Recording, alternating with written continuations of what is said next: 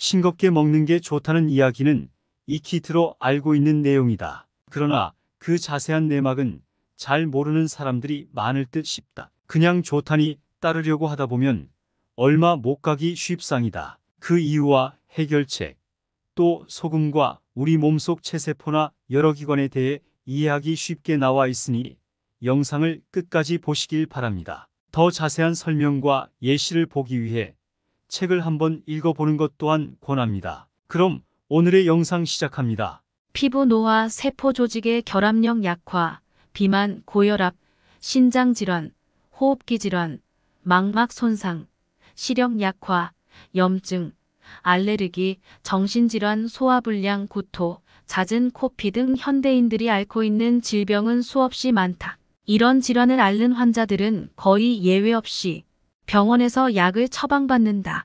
그 중에는 아직 명확한 원인이 밝혀지지 않은 것들도 종종 있다. 병원에서 처방한 약들이 단시간 내에 증상을 완화시킬 수 있을지는 몰라도 병의 근원을 치료하지는 못한다. 환자들은 얼마 지나지 않아 같은 증상을 호소하며 다시 병원을 찾게 된다. 이런 질환들과 소금은 과연 어떤 관계일까? 소금은 적당히 섭취하면 건강에 좋지만 너무 많이 섭취하면 여기저기 가릴 것 없이 몸 전체에 해가 된다. 질병이 생기는 원인은 항상 똑같다. 염화물과 나트륨이 세포외 조직에서 물과 결합해 세포에게서 물을 빼앗기 때문이다.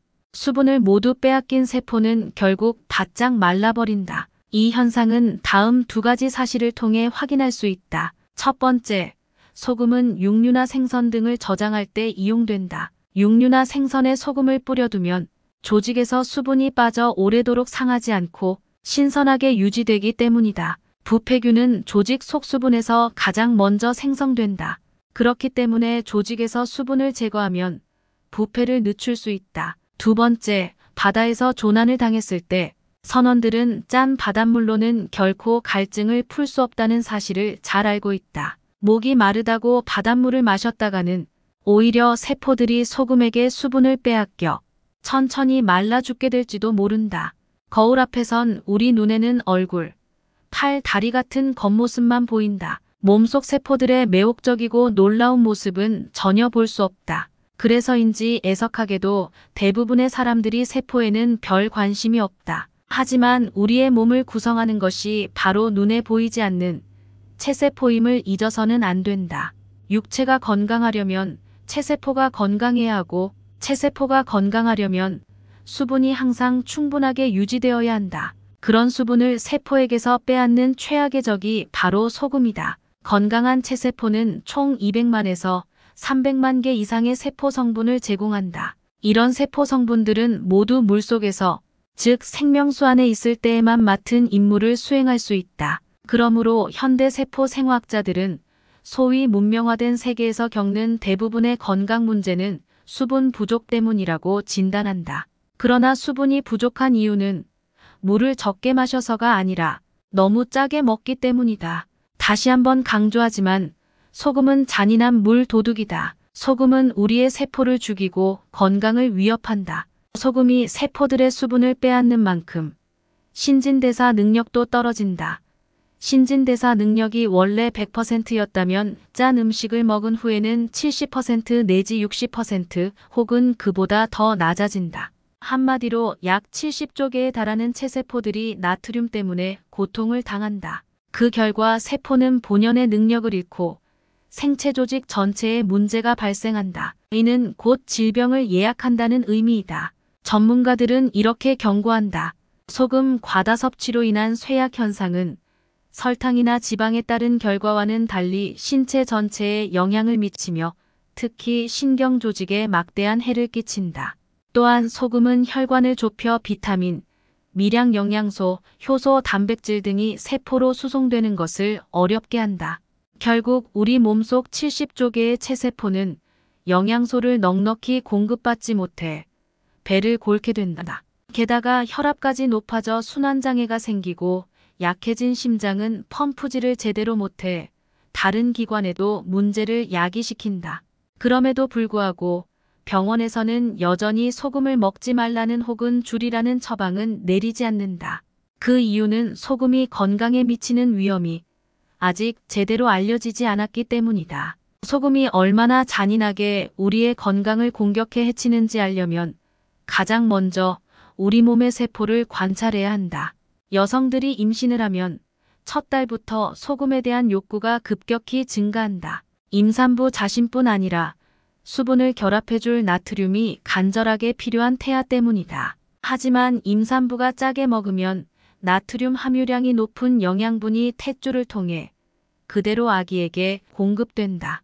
아기가 태어나면 산모의 소금에 대한 욕구는 다시 한번 상승하게 된다. 이때 산모가 짠 음식을 섭취하면 모유의 나트륨 함유량도 덩달아 높아진다. 이렇게 아기들은 생후 첫 주, 첫 달 혹은 이미 태어나기 전부터 단맛과 짠맛에 한번 중독되고 나면 평생 그 함정에서 빠져나오기 힘들다. 만약 아기가 모유가 아닌 기업의 이윤에 맞춰 생산된 분유나 이유식을 먹는다면 그 결과는 더욱 끔찍하다.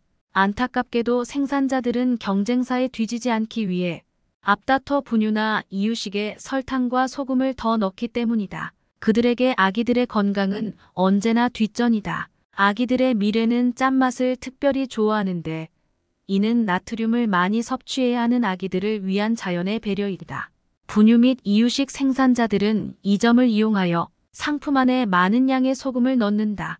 결국 분유에서 시작된 소금 중독은 짠맛이 한 차원 더 강해진 패스트푸드 혹은 과자로 연결된다. 이렇게 길들여진 아기들은 성인이 되어서도 소금의 유혹을 뿌리치지 못하게 된다.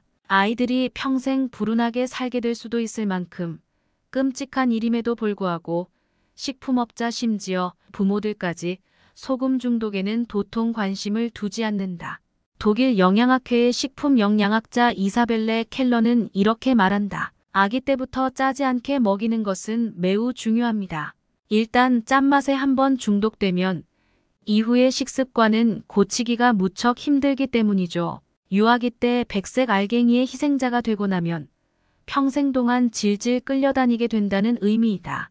그들은 결국 심혈관 순환장애, 고혈압 혹은 당뇨에 걸릴 위험 인자를 안고 살아가게 될 것이다. 사실 갓난아기들은 성인들보다 더 많은 나트륨이 필요하다. 몸에서 물이 차지하는 비율이 성인보다 훨씬 높기 때문이다. 또 수분 속 전해질 균형을 맞추기 위해 그리고 칼륨, 칼슘, 마그네슘, 인 같은 미네랄뿐 아니라 생체 조직에 함유된 수분을 결합하기 위해서이다.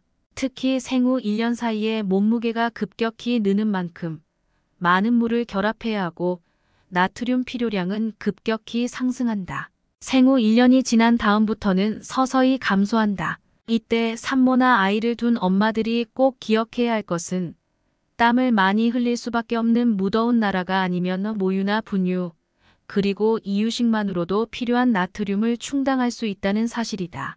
자궁 속 태아의 심장은 생겨나는 즉시 뛰기 시작한다. 신기하게도 신경세포가 아직 생성되지 않았는데도 심장 조직은 고동친다. 우리 몸의 모든 움직임은 신경을 통해 조종되는데 어떻게 태아의 심장은 신경세포가 생기기도 전에 박동한단 말인가? 세포 생리학자들은 이것을 생명의 수많은 신비 중 하나로 꼽는다. 심장의 신비는 이것뿐만이 아니다. 심장 박동은 전체 근육 메커니즘을 따르지 않고 심장세포만의 고유한 메커니즘을 따른다. 수많은 심근세포들은 질서를 유지하기 위해 공동의 박자를 정해 긴밀히 협동한다.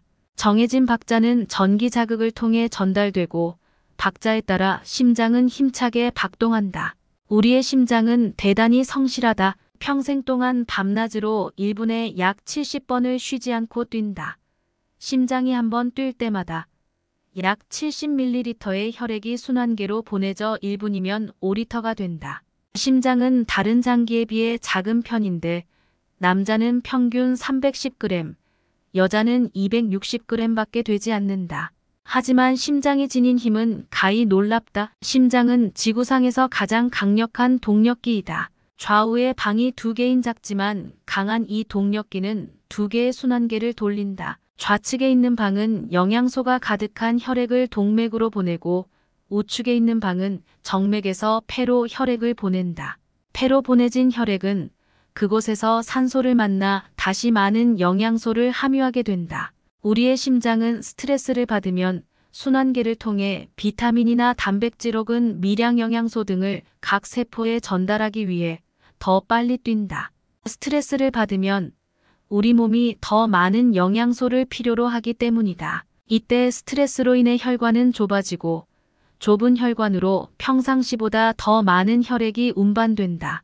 당연히 혈압은 높아진다. 소금뿐만 아니라 담배, 커피, 홍차 같은 중독성 기호품도 혈관을 좁혀 혈압을 높이는데 한몫한다.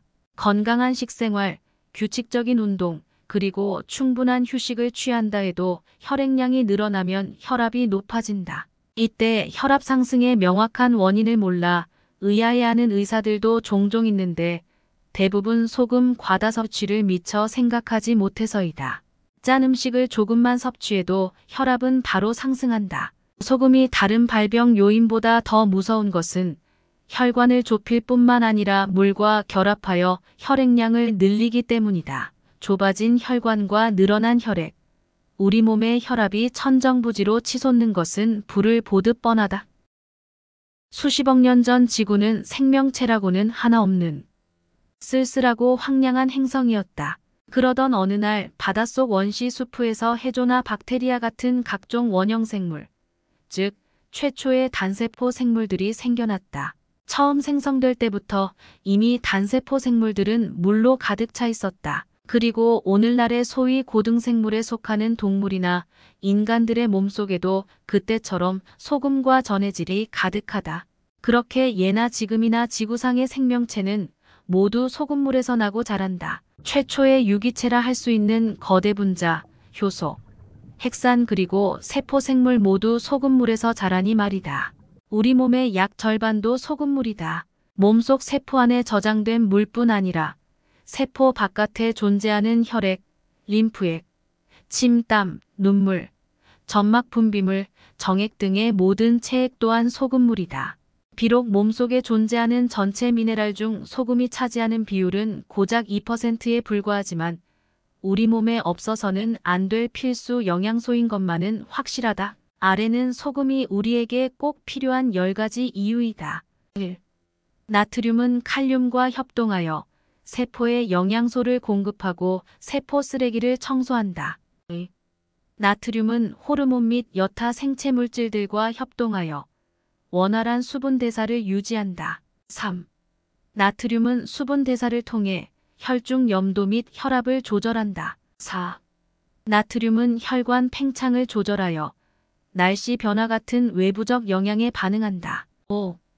근육에 신경 자극을 전달하려면 반드시 나트륨이 필요하다. 6. 나트륨은 몸 전체에 신경 자극을 전달하는 전기신호 통로를 조절한다. 7.